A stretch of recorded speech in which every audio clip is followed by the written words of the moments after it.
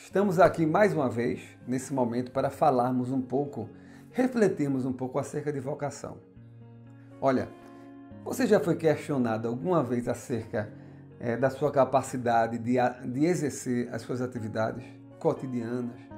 Aquela atividade que você considera a sua missão, a sua vocação dada por Deus? Bem, eu acho que todos nós já fomos afrontados e questionados na nossa caminhada. Isso é normal. O próprio apóstolo Paulo, esse grande homem de Deus, que praticamente mudou a história da humanidade com o exercício da sua vocação, do seu chamado, ele foi questionado.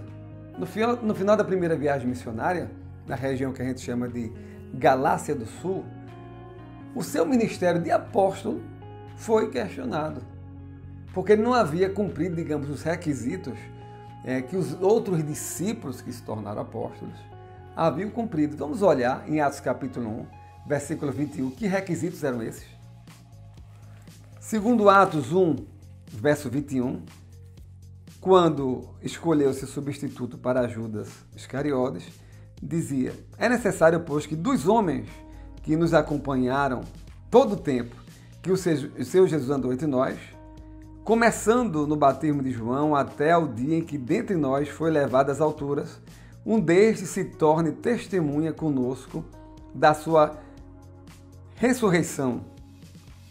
Olha, então, Paulo não estava lá.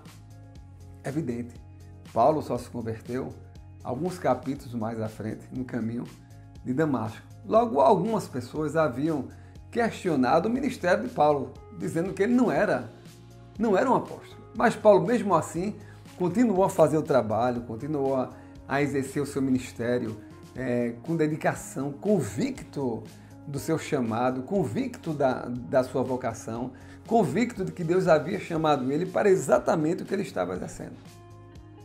Dentro dessa perspectiva, eu queria que você nunca desistisse da vocação que Deus tem lhe dado. Não importa se seja uma vocação sacerdotal, uma vocação na área secular, para exercer uma profissão. Não importa. O que importa é que você não pode desistir e deixar que prevaleça aquilo que as pessoas falam acerca do seu chamado. Em Filipenses capítulo 1, versículo 12, eu menciono isso várias vezes. O próprio apóstolo Paulo, escrevendo acerca das dificuldades que ele passou, ele disse uma coisa bem interessante. Vamos lá, Filipenses capítulo 1, versículo 12. Paulo afirma, quando escreveu a epístola aos Filipenses, o seguinte, ele diz: quero ainda, irmãos, cientificar-vos de que as coisas que me aconteceram tenham contribuído para o progresso do Evangelho.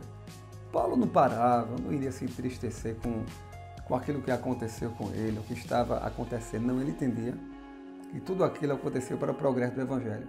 Por isso que Paulo não parava. Logo, nesse momento, eu queria que nós pudéssemos entender que a vocação que Deus nos deu, que está sendo regada pela oração, pela leitura da palavra, ela deve ser abraçada como a sua missão aqui, estabelecida e proporcionada por Deus. Olha, não desista.